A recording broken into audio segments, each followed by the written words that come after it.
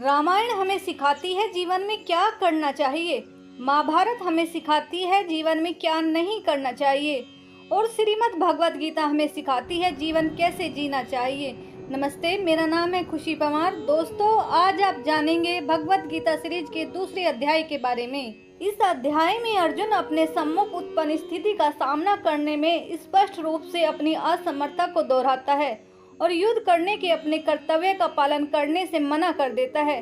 तत्पश्चात वह औपचारिक रूप से श्री कृष्ण को अपना आध्यात्मिक गुरु बनाने और जिस स्थिति में वह स्वयं को पाता है उसका सामना करने के लिए उचित मार्गदर्शन प्रदान करने की प्रार्थना करता है। परम प्रभु उससे कहते हैं कि आत्मा जो शरीर के नष्ट होने पर भी नहीं मरती, के अमर तत्व की शिक्षा देकर दिव्य ज्ञान प्रदान करते हैं। आत्मा एक जन्म से दूसरे जन्म में उसी प्रकार से शरीर परिवर्तित करती है जिस प्रकार से मनुष्य पुराने वस्त्र त्याग कर नए वस्त्र धारण करता है। इसके पश्चात श्री कृष्ण सामाजिक दायित्वों के विषय की ओर आगे बढ़ते हैं। वे अर्जुन को स्मरण कराते हैं कि धर्म की मर्यादा हेतु योद्धा के रूप में युद्ध लड़ना उसका कर्तव्य है। वे स्पष्ट करते हैं कि किसी के द्वारा अपने नैतिक कर्तव्यों का पालन करना एक पुण्य का कार्य है जो स्वर्ग जाने का द्वार खोलेगा, किंतु कर्तव्यों से विमुख होने से केवल तिरस्कार और अपयश प्राप्त होगा। लौकिक स्तर पर अर्जुन को प्रेरित करने के पश्चात श्री कृष्ण गहनता के साथ कर्मयोग के ज्ञान पर प्रकाश डालते हैं। वे अर्जुन को फल की आसक्ति के बिना निष्काम कर्म करने की प्रेरणा देते हैं। फल की कामना से रहित कर्म करने के विज्ञान को वे बुद्धि योग या बुद्धि का योग नाम देते हैं। बुद्धि का प्रयोग मन को कर्मफल की लालसा करने से रोकने के लिए करना चाहिए।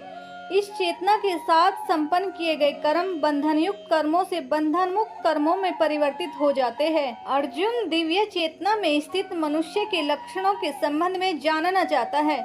श्री कृष्ण उसे बताते हैं कि किस प्रकार से दिव्य चेतना में स्थित होकर मनुष्य आसक्ति, भय और क्रोध से मुक्त हो जाता है और सभी परिस्थितियों में उसकी इंद्रियां उसके वश में हो जाती है और उसका मन सदा के लिए भगवान की भक्ति में लीन हो जाता है।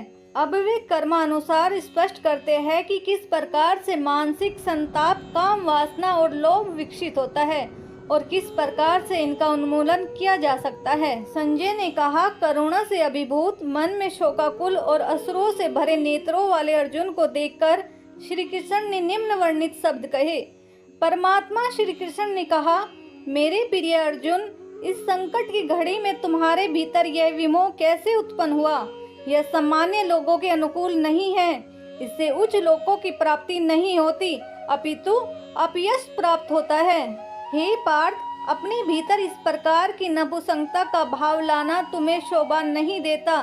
हे शत्रु विजेता, हृदय की तुच्छ दुर्बलता का त्याग करो और युद्ध के लिए तैयार हो जाओ।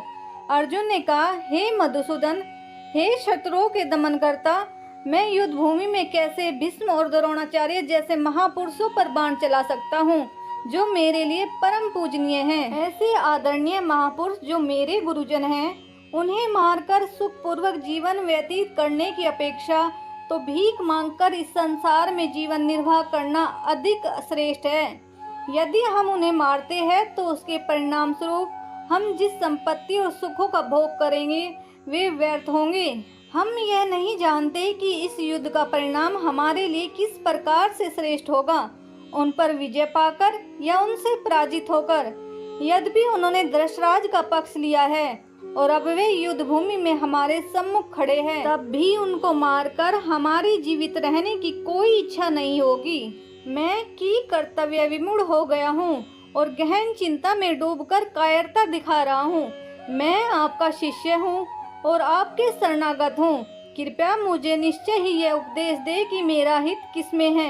मुझे ऐसा कोई उपाय नहीं सूझता जो मेरी इंद्रियों को सुखाने वाले इस शोक को दूर कर सके। यदि मैं धन संपदा से भरपूर इस पृथ्वी पर निष्कंटक राज्य प्राप्त कर लेता हूँ या देवताओं जैसा प्रभुत्व प्राप्त कर लेता हूँ, तब भी मैं इस शोक को दूर करने में समर्थ नहीं हो पाऊंगा।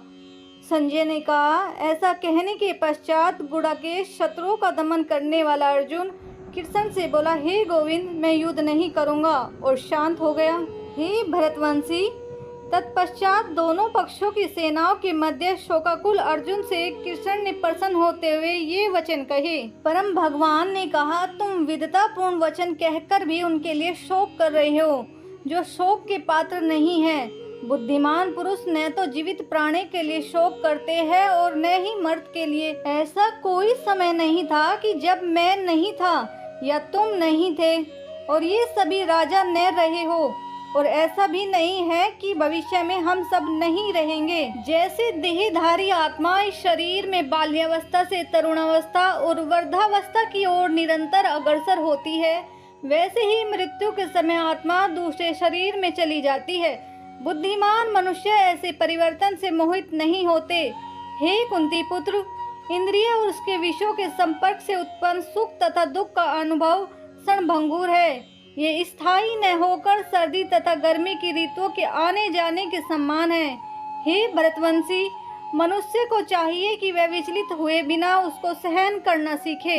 हे पुरुषों में श्रेष्ठ अर्जुन, जो मनुष्य सुख तथा दुख में विचलित नहीं होता और इन दोनों परिस्थितियों में स्थिर रहता है, वे वास्तव में मुक्ति का पात्र है। अनित्य शरीर का चिरस्थायित्व नहीं है और शाश्वत आत्मा का कभी अंत नहीं होता है। तत्वदर्शियों द्वारा भी इन दोनों की प्रकृति के अध्ययन करने के पश्चात निकाले गए निष्कर्ष के आधार पर इस यथार्थ की पुष्टि की गई है, जो पूरे शरीर में व्याप्त है उसे ही तुम अविनाशी समझो। उस अनश्वर आत्मा को नष्ट करने में कोई भी समर्थ नहीं है। केवल भौतिक शरीर ही नश्वर है और शरीर में व्याप्त आत्मा अविनाशी, अपरिमेय तथा शाश्वत है। अतः हे भरतवंशी, युद्ध करो। वह जो यह सोचता है कि आत्मा को मारा जा सकता है या आत्मा मर सकती है, वे दोनों ही अज्ञानी हैं। वास्तव में आत्मा न तो मरती है और न ही उसे मारा जा सकता है। आत्मा का न तो कभी जन्म होता है, न ही मृत्यु होती है, और न ही आत्मा किसी काल में जन्म लेती है और न ही कभी मृत्यु को प्राप्त होती है। आत्मा अजन्मा, शाश्वत, अविनाशी और चिर नूतन है। शरीर का विनाश होने पर भी इसका विनाश नहीं होता। हे पार्थ, वह जो यह जानता है कि आत्मा अविनाशी, शाश्वत, अजन्मा और अपरिवर्तनीय है, वह किसी को कैसे मार सकता है या किसी की मृत्यु का कारण हो सकता है।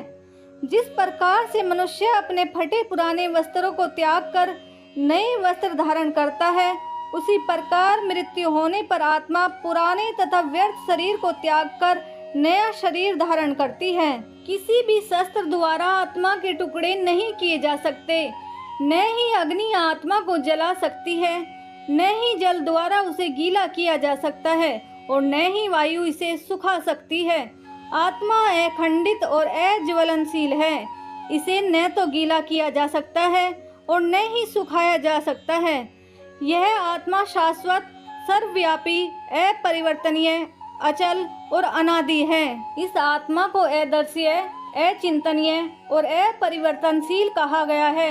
यह जानकर हमें शरीर के लिए शोक प्रकट नहीं करना चाहिए। यदि तुम यह सोचते हो कि आत्मा निरंतर जन्म लेती है और मरती है, तब ऐसी स्थिति में भी हे महाबाहो अर्जुन, तुम्हें इस प्रकार के शोक नहीं करना चाहिए। जो जन्म लेता है उसकी मृत्यु निश्चित है और मृत्यु के पश्चात पुनर्जन्म भी अवश्यम भावी है। अतः तुम्हें अपरिहार्य के लिए शोक नहीं करना चाहिए। हे भरतवंशी, समस्त जीव जन्म से पूर्व अव्यक्त करते हैं, जन्म होने पर व्यक्त हो जाते हैं और मृत्यु होने पर पुनः अव्यक्त हो जाते हैं। अतः ऐसे में शोक व्यक्त करने की क्या आवश्यकता है। कुछ लोग आत्मा को एक आश्चर्य के रूप में देखते हैं, कुछ लोग इसे आश्चर्य बताते हैं और कुछ इसे आश्चर्य के रूप में सुनते हैं, जबकि अन्य लोग इसके विषय में सुनकर भी कुछ समझ नहीं पाते। हे अर्जुन, शरीर में निवास करने वाली आत्मा अविनाशी है, इसलिए तुम्हें किसी भी प्राणी के लिए शोक नहीं करना चाहिए। इसके अलावा एक योद्धा के रूप में अपने कर्तव्य पर विचार करते हुए तुम्हें इसका त्याग नहीं करना चाहिए। वास्तव में योद्धा के लिए धर्म की रक्षा हेतु युद्ध करने के अतिरिक्त अन्य कोई विकल्प नहीं होता। हे पार्थ, वे क्षत्रिय भाग्यशाली होते हैं जिन्हें बिना इच्छा किए धर्म की रक्षा हेतु युद्ध के ऐसे अवसर प्राप्त होते हैं जिसके कारण उनके लिए स्वर्ग के द्वार खुल जाते हैं। यदि फिर भी तुम इस युद्ध का सामना नहीं करना चाहते, तब तुम्हें निश्चित रूप से अपने सामाजिक कर्तव्यों की अपेक्षा करने का पाप लगेगा और तुम अपनी प्रतिष्ठा खो दोगे। लोग तुम्हें कायर और भगोड़ा कहेंगे। एक सामान्य व्यक्ति के लिए अपयश मृत्यु से बढ़कर है।